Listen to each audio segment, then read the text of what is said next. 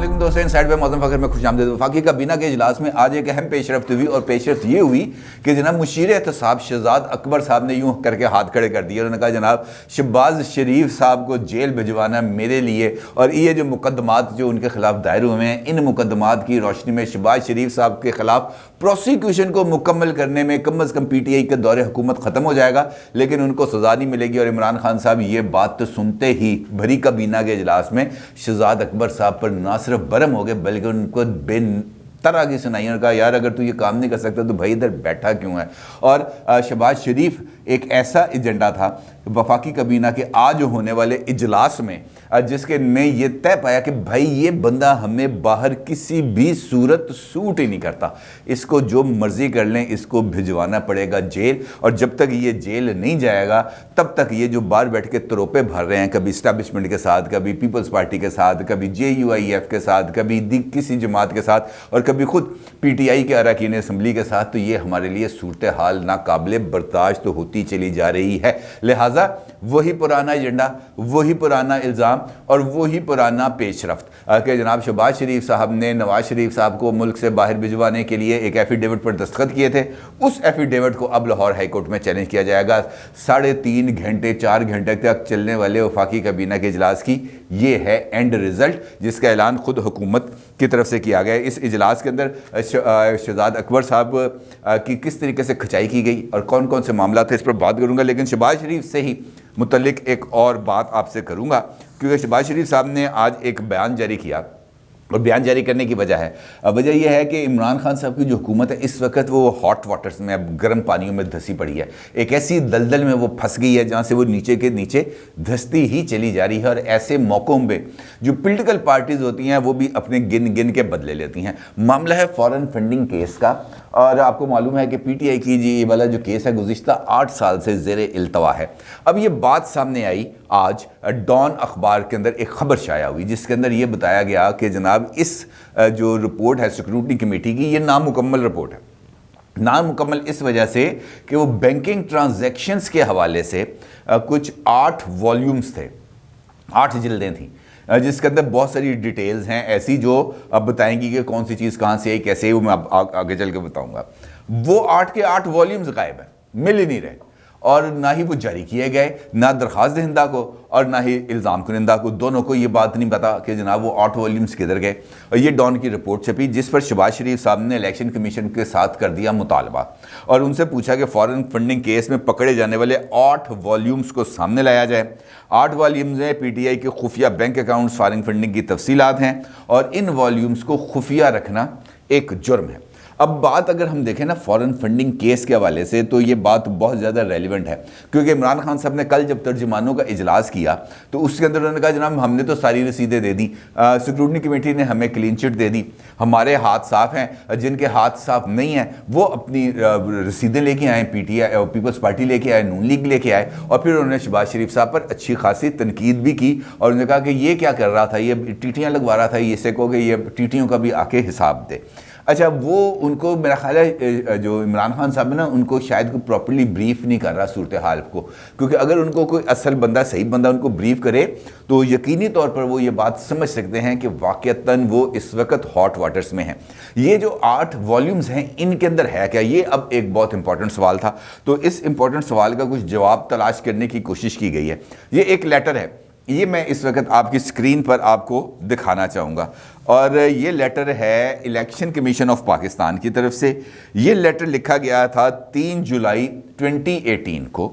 और इस्लामाबाद में लिखा गया और ये लेटर लिखा गया गवर्नर स्टेट बैंक को कराची में। और इस के अंदर कुछ बहुत सारी चीज़ें हैं जो मांगी गई हैं गवर्नर स्टेट बैंक से और इसके अंदर इलेक्शन कमीशन ने बताया कि जनाब इस तरीके से एक केस मौजूद है, इस केस की हम समाअत कर रहे हैं, इस केस के अंदर फ़लाँ शख्स ने ये इल्ज़ाम लगाए हैं और अब हमें इन चीज़ों की ज़रूरत है। वो जो 8 वॉल्यूम्स हैं जो सिक्योरिटी कमेटी ने अपनी रिपोर्ट के अंदर शामिल नहीं किए, उन 8 वॉल्यूम्स में क्या है ये इस ख़त के अंदर बताया गया है। इस ख़त के अंदर जो 3 बुनियादी चीज़ें, जो पॉइंट नंबर 2 है और उस पॉइंट नंबर 2 के अंदर 3 नकात हैं वो मैं आपको खिदमत में पेश करता हूँ। पहला नुक्ता ये है के मतलब दूसरे नुक्ते के अंदर वो कहते हैं जी the commission under the provisions of article 220 of the constitution of Islamic republic of Pakistan 1973 has directed to seek assistance from the State Bank of Pakistan for obtaining the following information relating to the banking of party funds of Pakistan Tehreek Insaf. यानी election commission of Pakistan ने आइन की दफ़ा 220 के तहत हासिल होने वाले इख्तियारात के तहत स्टेट बैंक ऑफ पाकिस्तान से ये चाहती है कि वो एक केस जो पाकिस्तान तहरीक इंसाफ की फॉरेन फंडिंग के हवाले से है अपनी मुआवनत करे। और मुआवनत के लिए कौन कौन सी चीज़ें उनको ज़रूरी हैं? Number 1, list of bank accounts maintained by PTI। अब PTI के वो तमाम बैंक अकाउंट्स जो PTI मेंटेन करती है पाकिस्तान भर में, अब maintain anywhere in Pakistan from 2009 to 2013, 2009 से लेकर 2013 तक, with date wise details of transaction. और अब इसके इन अकाउंट्स के अंदर जो 2009 से 2013 तक चलाए गए उनकी तफसीलात बताई जाए, तारीख वाइज पता चले कि फ़लान तारीख को कौन सी ट्रांजैक्शन इन अकाउंट्स के अंदर की गई। दूसरी जो चीज़ उनसे मांगी गई कि जनाब country wise list of all fund transfers, के तमाम मुल्क भर के अंदर जो PTI के अकाउंट्स थे उन अकाउंट्स के अंदर जो ट्रांजैक्शंस हुई मुल्क भर में, कि पैसे लाहौर से आए कराची गए, कराची से आए लाहौर आए, अब इन तमाम ये जो डिटेल्स हैं ये बताई जाएँ। और इसके लिए भी पीरियड हुई है 2009 से लेकर 2013 तक, separately for each financial year. और इसके साथ साथ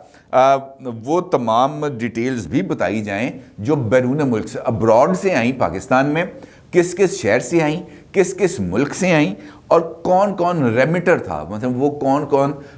ओवरसीज़ पाकिस्तानी था या गैर मुल्की था जिसने PTI के अकाउंट्स के अंदर पैसे दिए। तीसरा, election commission of Pakistan state bank of Pakistan से ये कहता है मंथली स्टेटमेंट्स चाहिए हमें तमाम अकाउंट्स की जो PTI ने मेंटेन की है पाकिस्तान में और पाकिस्तान से बाहर। और इसके लिए भी जो फाइनेंशियल ईयर की मुद्दत उन्होंने बताई है वो 2009 से लेकर 2013 तक है।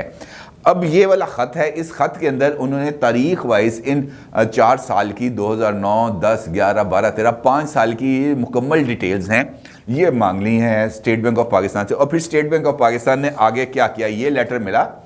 स्टेट बैंक ऑफ पाकिस्तान को, और स्टेट बैंक ने इस लेटर के बाद ये वाला एक ख़त तहरीर किया जिस वक्त आप अपनी स्क्रीन पर देख रहे हैं। इस ख़त के अंदर स्टेट बैंक ऑफ पाकिस्तान ने तमाम बैंक्स के प्रेसिडेंट्स को लिखा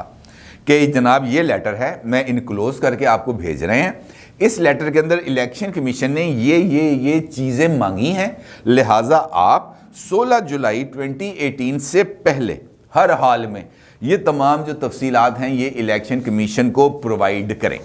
ये उन्होंने लेटर लिख दिया तमाम बैंक्स को, तमाम बैंक्स ने वो जो अपना डाटा था वो इकट्ठा किया और इलेक्शन कमीशन ऑफ पाकिस्तान को भिजवा दिया। अब 2018 से लेकर 2021 तक इलेक्शन कमीशन ऑफ पाकिस्तान ने ये जो तफसीलात आई उसकी सिक्योरिटी कमेटी ने इसका जायज़ा लिया, और जायज़ा लेने के बाद ये जो 8 वॉल्यूम्स थे जिनके अंदर PTI के मुख्तलिफ बैंक अकाउंट्स की डिटेल्स थी, और इन्हीं के अंदर वो 23 अकाउंट्स का इंकशाफ हुआ जो PTI ने अपने ऑफिशियल स्टेटमेंट्स के अंदर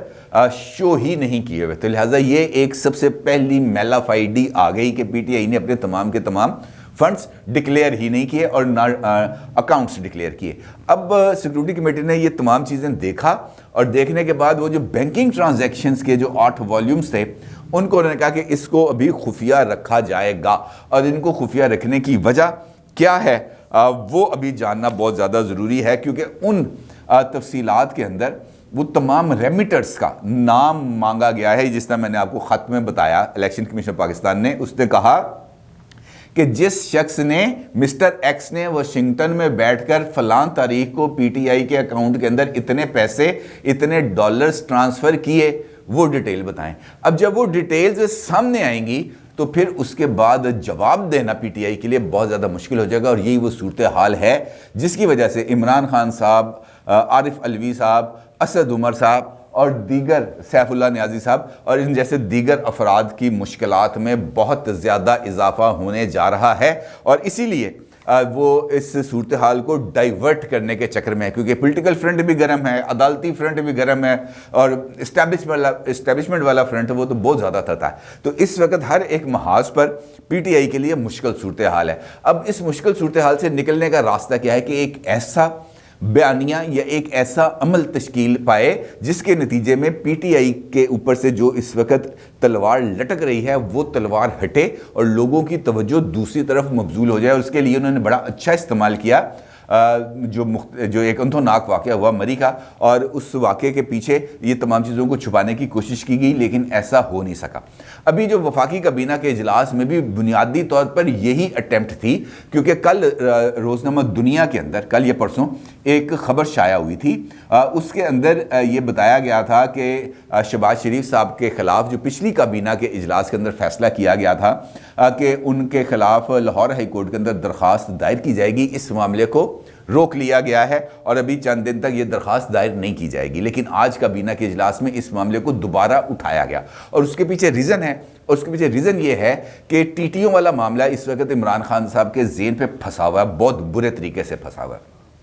कल भी तर्जुमानों के इजलास में उन्होंने टीटीओ वाला मामला उठाया और आज काबीना के इजलास में भी टीटियाँ ही डिस्कस होती रहीं, क्योंकि शहजाद अकबर साहब से ये बात पूछी गई कि जनाब ये वाला मामला आप कहते हैं कि 16 अरब रुपए की पाकिस्तान से ट्रांजैक्शंस की गई हैं टीटियों के ज़रिए मुल्क से बाहर, और आपके पास इसकी तमाम बैंकिंग एविडेंस भी मौजूद है, आपके पास इसके गवाह भी मौजूद हैं, लिहाजा इस मामले के अंदर शहबाज शरीफ को सजा दिलाने के लिए प्रोसिक्यूशन को भरपूर किरदार अदा करना चाहिए। जिस पर शहजाद अकबर साहब ने कहा कि जनाब हमारे पास जो केस है वो रॉक सॉलिड केस है, मुकम्मल मजबूत केस है, लेकिन इस वक्त जो हालात हैं उन हालात के तनाजुर में शहबाज शरीफ साहब को सज़ा दिलवाना बहुत ज़्यादा मुश्किल काम है।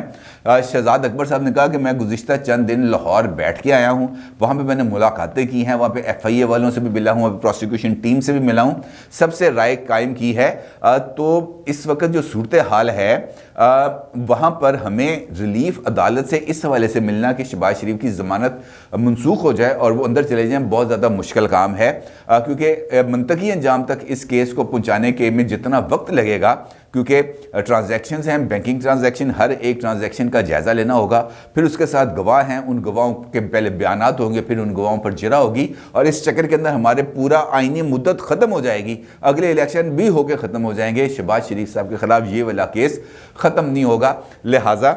कोई और तरीका हमें सोचना चाहिए जिस पर इमरान खान साहब खा गए गर्मी। और उन्होंने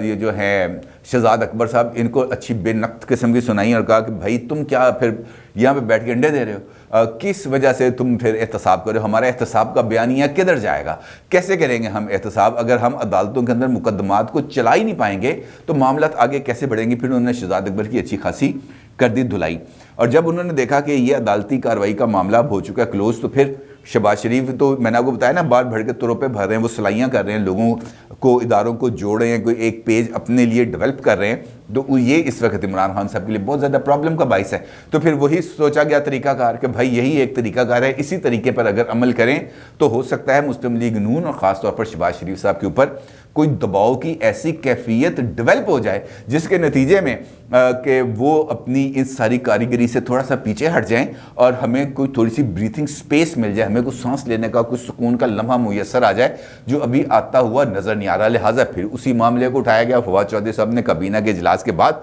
जो ब्रीफिंग दी उसके अंदर भी उनका यही कहना था कि भाई वही मामला है नवाज शरीफ साहब वाला, उसी मामले के अंदर हम शहबाज शरीफ साहब के खिलाफ कार्रवाई के लिए लाहौर हाई कोर्ट जाएंगे और उनसे कहेंगे या तो वो अपने भाई को